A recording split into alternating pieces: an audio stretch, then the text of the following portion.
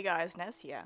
Today I'm going to be taking you over how I do my machine applique. So that's applique done with an embroidery machine rather than using a standard sewing machine. Here are just some examples that I'm going to show you. I'm going to show you both how to do very thin applique with sort of the thin satin stitching outline, and as well as going up to more thick sizes, as you can see on the right hand side. Now the program that I use is the Benina embroidery suite, and it might not necessarily be what you guys are using, but hopefully these tips and tricks that I'm showing you, you can sort of work out where they're situated, these functions and features in your own software, and really they're just general tips that you should be able to use in making your own embroidery files. Now the shape that we're going to be doing our applique with today is just a very basic heart. I thought I'd make something a little bit more complex than a circle, but nothing too crazy like a star or something like that. But this technique will just apply for whatever kind of shape that you're doing. So you can see I've just sketched out the heart, and I've chosen for it to have a satin stitch outline. So there's no fill, it's just that outline of the exterior of the heart shape. And at this point you want to obviously make sure that your heart is, or whatever you're making your embroidery file or your applique file of, you want to make sure it's the right dimensions. And then you're going to choose how thick you want that satin stitching around the outside. So a satin stitch is like a long stitch that traverses from one side to the other. So if you can see that little preview on the right hand side, you can see how the stitches are going side to side following the outline of that heart. And the thinner that you go, the more difficult it is to not have any fabric peeking out from the outside of the heart, because we're going to be having pink fabric on the inside of the heart, and that stitch will act like a perfect border going around the outside. If you haven't already done this, I would highly recommend stitching out one of these on your machine, and this is just like a little satin stitch guide. So I've gone ahead and just drawn a satin stitch across like a horizontal line, and I've made them each sort of going up progressively in size and thickness. You can sort of judge, you can look at a ruler and think, okay, this line is going to be this width, but sometimes it's a little bit easier to have like a visual representation. So you can go, okay, I want a very thin line, what's the thinnest I can go but doesn't look too crazy thin, it's not going to be too difficult. Or I want a really stylized bulky line. You can sort of just look at this like a reference tool, which is really handy, so you can go ahead and just make that on your own time, but it's something that I use very often when I'm doing applique. So because I'm going to be showing you 3 different examples here, so some very thin applique, some medium, and then some more chunky sort of width applique, I'm just going to duplicate these hearts here. And in my particular software, you can just make a duplication and then go into like the settings of the satin stitch that are going around the outside of that heart, and you can set exactly the number of how wide you want those stitches to be. So I'm just going to go ahead here. In this particular scenario, the one on the left is the thinnest, and that's 0.08 of an inch width. The second one I think is 0.1 of an inch, and the last thicker one is 0.2 of an inch. I probably wouldn't go too much bigger than 0.4 of an inch, just looking at my little guide that I have in front of me here. So I'm just going ahead, you can see that I'm just setting that for each of them, just tweaking how I think that they will look. If your particular embroidery software doesn't have the feature to sort of sketch the outline and then already generate its satin stitching itself, you can go ahead and just manually draw out the outline in your software and then choose for it to have satin stitch. Now I'm just doing something that's probably mostly relevant to the software that I'm using. For the next step, you want to be able to see the outline of your satin stitch, so you can see that it's gone from just an outline to me actually seeing how thick the satin stitching is. So this won't be a problem if you've manually gone around and drawn the outline yourself, but in my case I just need to use this little tool to sort of clip the edges of the satin stitch just a little bit, so that it then sort of fixes in the width, and then I can really see the shape and the thickness of that satin stitching. Most of the time with the thinner satin stitching, I just leave it at the default angles because my program generates the angle of the satin stitch. But here I decided on the thicker heart to go in and manually put in the angles for the satin stitching. You want to sort of avoid having super long satin stitching wherever possible. You want the satin stitching to always take the shortest route. in the final heart that I did on the right hand side, I probably should have made the stitching go up and down, sort of at the top part of the heart. It ended up going too long across that horizontal section that I put in there, but that's just something that you'll learn over time as you sort of manually put in your satin stitching directions, and I'm just tweaking the proportions of the heart to make it look nice. The next step is pretty crucial in getting your applique to be really nice, especially if you're going to be doing it really thin. So it sort of matters less the larger the satin stitch that you go with. But what we're going to do is we're going to be drawing in a straight stitch, a continuous straight stitch, so it meets back where it starts, following the heart shape. But it's going to follow the innermost line of our heart that we've already drawn. You don't want to draw it right on that interior line, but you want it to be just a whisper away from being on that interior line. I'm going to repeat this for each of the hearts, but really I can just copy and paste it because they're all exactly the same shape, just tweaking it slightly. But you can see I'm just following the interior just on the inside, just as sort of close as you can get it. And what this is going to do is it's going to, for one, it's going to show us where we need to apply our fabric that's going to be appliqued. So in this case, the pink fabric that I'm going to use for the hearts. And the second is it's going to pin our fabric down. And what we need to do after our fabric is pinned down by this stitch is we need to cut away all the excess fabric around the outside. And that's why I like to manually go in and put it as close to the center as possible, because if you don't cut it right up to the stitch line, you're going to get fabric poking out around the outside of your heart, which doesn't look as nice. And when it comes to trimming this fabric that's going to be around the outside, you can sort of do the absolute best possible job that you can, you know, in the whole wide world. But that fabric is always going to have like the tiniest bit of bulk, especially when you're dealing with these super thin outlines. So that's just something to keep in mind. We're sort of giving ourselves the best possible chance at not having that fabric seen from the outside by creating you know, this outline that's just in that middle. You can see on the right hand side that it's not as tight as the others to that center line, but it doesn't really matter when you're doing really bulky applique because you have that much more of a breathing room with how much, you know, of your outline is going to be covered by that thicker satin stitch. Once you've done that center straight stitch line, you're going to repeat it, and you're going to do that about 3 or 4 times. So I've just done it in different colors. The next step that you're going to do, and this is one that is really helpful, especially when you're doing that really thin applique, is you're going to go ahead and apply an underlay to each of your satin stitches. So that's the final stitch, that decorative stitch that's going to actually create our final heart shape. And what I like to do is I like to just go in and make sure that there's a zigzag underlay, and in my software this will make it so that it stitches out like a loose zigzag in the exact dimensions of what is going to like sort of lay underneath our satin stitching. And this is really going to help us spot any fabric that needs to be trimmed more aggressively so that it's not going to peek out from the outside of our heart. So now that we've finished designing our applique files, I'll take you over and show how this stitches out. You can obviously make these a lot more complicated. You could add, you know, embroidered details separately on top of this after the hearts have stitched out or things like that. But I'm just going to show you this basic example. So please forgive me for my disgustingly dirty hoop. I always do floating embroidery and applique. I never hoop my fabric. I do have a tutorial on how to do floating embroidery. I think it's a bit of an older tutorial, but it really works well with Minky. So I just stitched out the first of those outline hearts, and that just shows me where those hearts are going to be situated in the hoop. So now I can go ahead and use some spray adhesive, put my base layer of fabric down, and then I'm going to stitch out those hearts again, and that's going to show me where I need to lay my pink fabric that is going to be used for the heart applique. So in this case I'm just doing Minky on Minky applique because that's kind of the most common with plushies.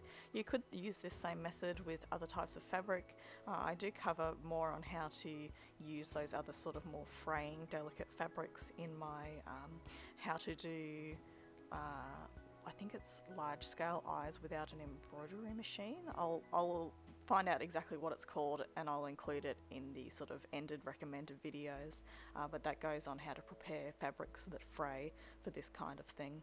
So I've stitched out where my fabric needs to go. I'm laying down my pink fabric that I'm using for the hearts, making sure that the nap of the minky is facing in the correct direction, and then I'm going to go and stitch out those hearts again, making sure that the fabric's laying nice and flat, so you do need to babysit it a little bit for this stage. At this stage I'm just using black thread, but I would really recommend using the thread in the same colour that you're going to have the final stitches. I just really wanted you guys to be able to see what's happening here. So I will switch over to a pink thread in a minute, but I would definitely recommend doing all these original sort of outline stitches in the colour of thread that you're going to want that, you know, finished heart, just because you say if you use black and then go to pink like I am here, you might see just a little thread or two, a little stitch or two of that black peeking out from underneath your satin stitching, and it doesn't look very nice. So I'm just switching over to the pink here. So we've gone ahead and we've stitched out our heart lines to pin our pink fabric down once, and I'm going to do it a second time. I think this is really important. You can sort of get away with doing it once, but I find that it's just much better to do it twice. It really pins that fabric down. I find that if you only do it once, sometimes when you're trimming the fabric around, you know, trimming off the excess fabric, it can actually pull up the stitches that you're doing here. So if you do it twice, you're sort of ensuring that nothing's going to pull out of place and that fabric's really secure, and it doesn't really take very long. Once you've done that initial round of stitching, you can just let it go around one more time. So once you've gone ahead and done those two lots of sort of outline stitches, you're going to come in and you're going to trim away all that excess pink minky around the outside of your heart. And you really don't want to skimp on effort in this section here, because this is really the crucial part that's going to determine whether or not your applique is going to look really neat or not. You can buy applique specific scissors, but I find that it's really just best to have a pair with sort of a sharp tip and the sharpest as possible that you can have. So these are just the sharpest scissors that I have on hand at the moment, and personally I just find it handy if you just really press your scissors against sort of that stitch line and do very tiny little snips over and over and over again. You just want to do whatever you need to do to get to cut as close to that straight stitch line, obviously without cutting into the line. So it does take a little bit of time, it does take a fair bit of work, especially on the ones where your satin stitch is going to be very thin. This is absolutely crucial, so you don't want to skimp out, and you sort of want to trim away any excess minky fluffies that are sort of hanging down. Even if you have trimmed right up to the line, it can be good to sort of trim the nap that might be overhanging that's based on the inside of the heart. It can take a little bit of practice to sort of get pedantic enough to sort of trim these as much as they need to be trimmed, but you can sort of see here just how close that I'm making sure to get that, you know, making sure that there's no fluffies on the outside. I've gotten really close to that base straight stitch that we did. Now we're on to the final step. You're going to apply some water-soluble stabilizer. This is like this clear film stabilizer that you put on top of the minky to make sure that none of it gets stuck. None of the minky fibres are going to get stuck in your beautiful satin stitch. And you don't even need to wash it away with water, it usually just peels off by itself.